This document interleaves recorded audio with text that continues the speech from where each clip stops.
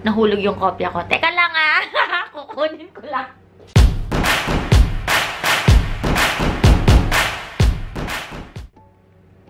Hey guys! This is Sheila Snow and today we're gonna talk about the 10 English words with Tagalog sounds like and kung paano siya i-pronounce. 10 lang. So, wala nang patumpik-tumpik pa. Not 9, not 11, but 10 words only. So, let's go. Number 1. Iron. Like, sounds like. So, iron na nga. Kasi, pinag-usapan namin ng jowa namin.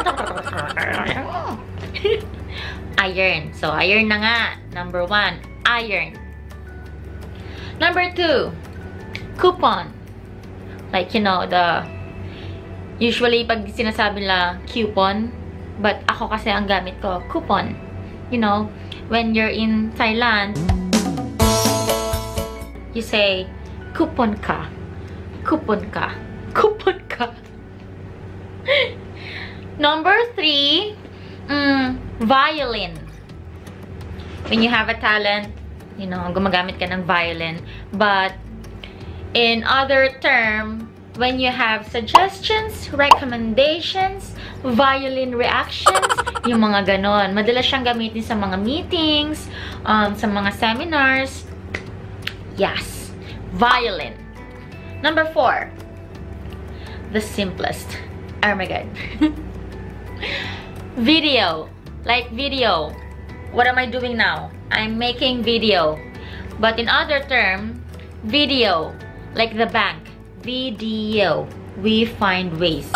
O, diba? Utak. Hindi ko alam kung saan ko kinuha itong mga to. Ano na?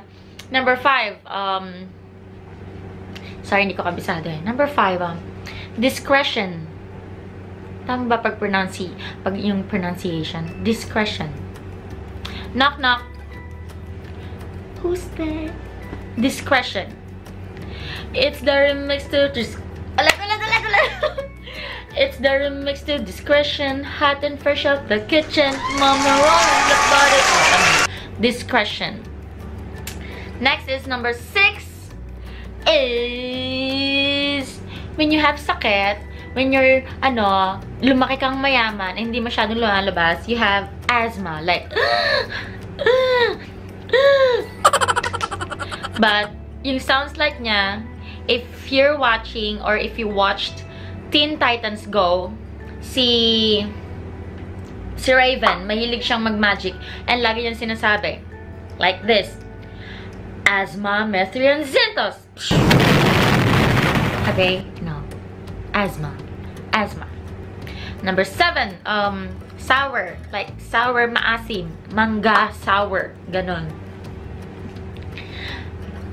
In Tagalog term, like, pag Bisaya ka, day, nag-sour na ako kanina. Nagsabon pa nga ako, nag-shampoo. Pero malamig ang sour. Minsan, hot and cold ang sour ko. But, nag-sour na ako kanina.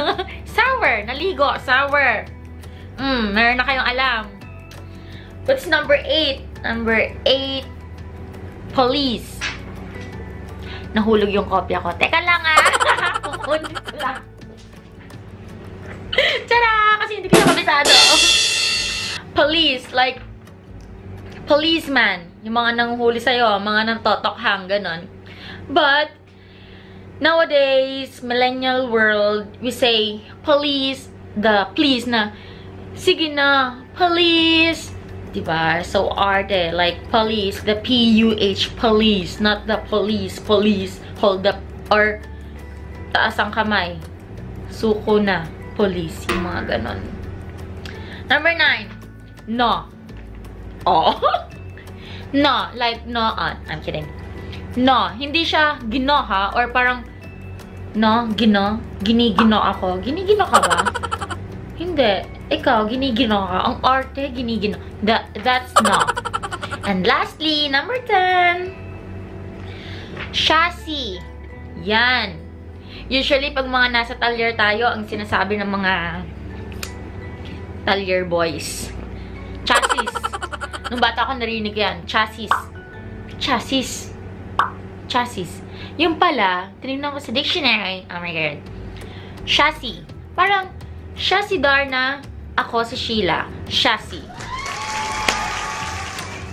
Okay guys, sana meron kayo natutunan kahit konti. Minsan ganyan ako magsalita parang ginagamit ko in sounds like or other term. Pero, English pa rin naman. Hindi ko pa rin naman siya babaguhin. Huwag kayong mag-alala. Huwag kayong magalit kung mali-mali ang pronunciation ko. Bahala na. Sinasabi ko lang naman. Video lang po ito. Never mind. Anyway, please do follow me on my Instagram and on my Facebook page. I am Sheila Snow. So, thank you for watching. Bye-bye, bitches. Signing off.